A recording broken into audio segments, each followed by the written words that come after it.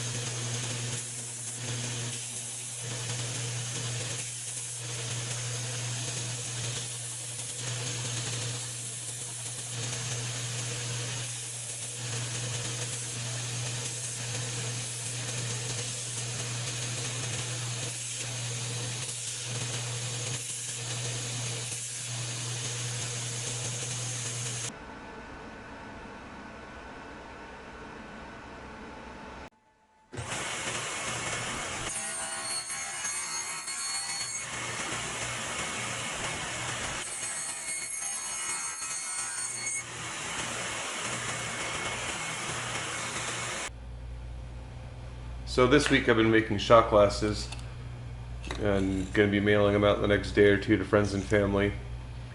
But it was a fun project, and I thought you might enjoy seeing how I made these holders.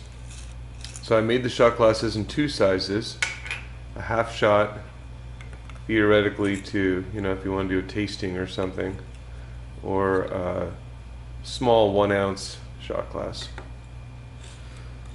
But giving them as a gift or shipping them just wrapped up in bubble wrap, I mean, they're cool, but I thought it would be nicer to send them in something. So real simple. I didn't spend a whole lot of time sanding it off, or well, of course I sanded it, but not to a terribly fine grit. But 4 simple holes, and then run through the table saw to make the side grooves, so you can see them a little bit more, and it gives you something to grip when you pick it up.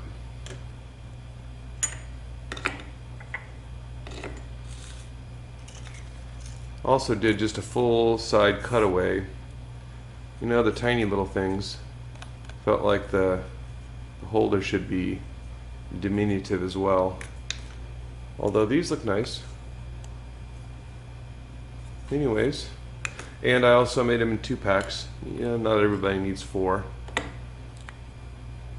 And for you potters out there, the 1 ounce shot glasses, I used 3 ounces of clay on the wheel, and then these little guys was 1.5 ounces. So after shrinkage, and each one's a little bit different, so you have to kind of pair them up. I'll be honest, how I did this was making a lot of them and texturing them on the wheel. Each of these is, some are stamped, some are not. They get a real light trim, but it's more of a chatter texture, and then they're sponged off. And then after bisque, I group them by size, things that look similar, in 2s and in 4s, and then I make sure that the glazing is done the same on each one.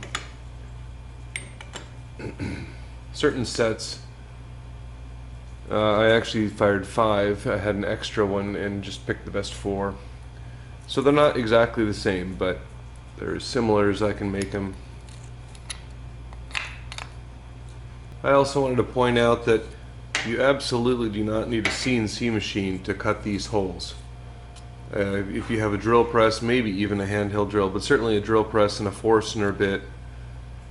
I didn't use a Forstner bit simply because I didn't want the tiny little hole in the bottom risking it poking through. But as long as you're careful, there's no reason why you shouldn't be able to cut these 2 on a drill press and then use a table saw.